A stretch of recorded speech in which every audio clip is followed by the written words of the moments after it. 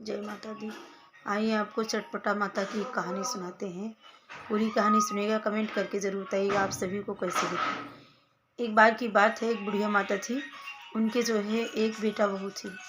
तो एक छोटा सा नाती भी था। बहू बहुत ज़्यादा साधारण थी, बड़ी बावली थी, बहुत ही ज़्यादा सरल थी। एक बार बुढ़िया माई मोहल्ले में घूमने के लिए जो है तैयार हुई जाने के लिए, तो अपनी बहू से बोली कि मैं जो है पड़ोस में जा रही हूँ, तू थोड़ा दूध गर्म करके जो है उस पे खूब अच्छे से पका देना, शाम को दही जमा देंगे। बहू ने जो है ठीक है ऐसे बोली। फिर उसके बाद वो चली गई अपना। फिर बहू, अब इतना काम पड़ता था सारा दिन उसको कि उसी व्यस्तता में वो भूल गई और नहीं जमा पाई, दूध नहीं गर्म कर पाई।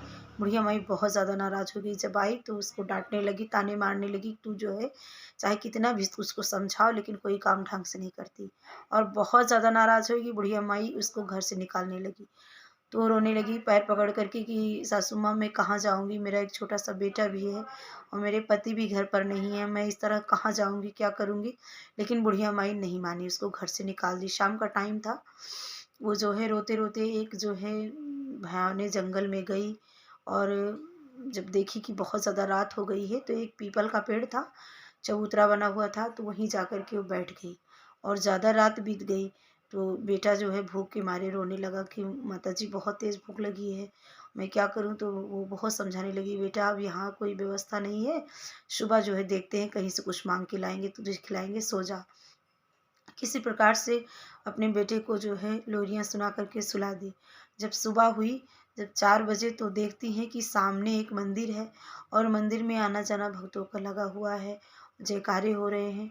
और चट माता की जयकार जो है जोर जोर से जब सुनी तो वो भी धीरे धीरे धीरे धीरे मंदिर के बाहर जा कर के खड़ी हो गई। जब मंदिर के बाहर खड़ी हुई तो वहाँ देख रही हैं सारी सुहागिनें जो हैं बैठ करके चट माता की पूजा कर रही हैं।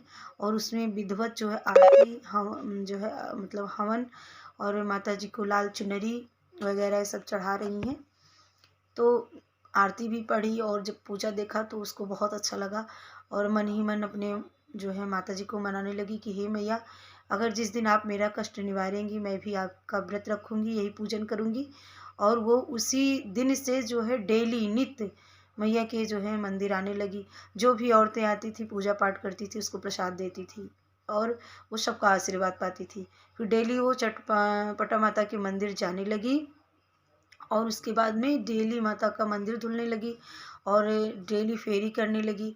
तो धीरे धीरे धीरे धीरे करते करते इसी प्रकार से उसका टाइम बीतने लगा। फिर जो है वो अपना फूल पाती रखने लगी कि चलो थोड़ा बहुत बेचेंगे तो जो है हमारा जीवन यापन होगा। फिर वो माला बना कर के माता जी को चढ़ाती और बेचती भी। माँ बेटे किसी तरह अपना जीवन यापन करने लगी। जब देखती हैं कि बहुत दिन हो गया, बहुत साल बीत गए, 2-4 साल जब बीता, उसके पति जो है शहर से आए और घर में देखे कि मेरी पत्नी नहीं है, तो अपनी माता जी से पूछने लगे कि मैया जो है बहू कहाँ गई आपकी। तो माता जी ने बताया कि ऐसे ऐसे वो डेली गलती करती थी, मैंने उसको घर से निकाल दिया।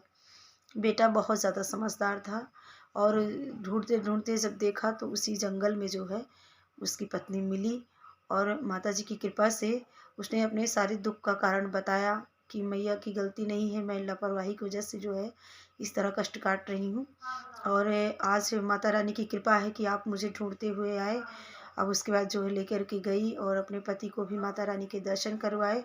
और जब पति जो है देखा तो खुश हुआ और पूजा पाठ भी किया। उसी मंदिर में उसने मन्नत मानी थी, पति ने जो है कुछ रुपए दिए, उसने अपना जो है वहाँ पूजा पाठ किया, सारी औरतों को बुलाया और अपनी मन्नत जो जो भी मानी थी मैया के सामने रखी।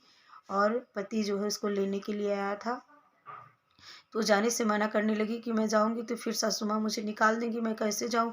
लेकिन पति ने उसको खूब समझाया बुझाया और जो है उसको लेकर के वहाँ आए। तो कहते हैं ना कि माता के ऊपर उस निर्भर हो गई थी, माता ने उसके कष्ट का निवारण किया। जब वहाँ गई तो सासू माँ भी बहुत अच्छे से बोली, प्यार से बोली कि मैंने तुझे एक बार कह दिया तो तू घर से निकल गई, इतना दिन हो गया तू मुड़कर देखी भी नहीं और मैं इतनी कठोर थोड़ी ना हूँ।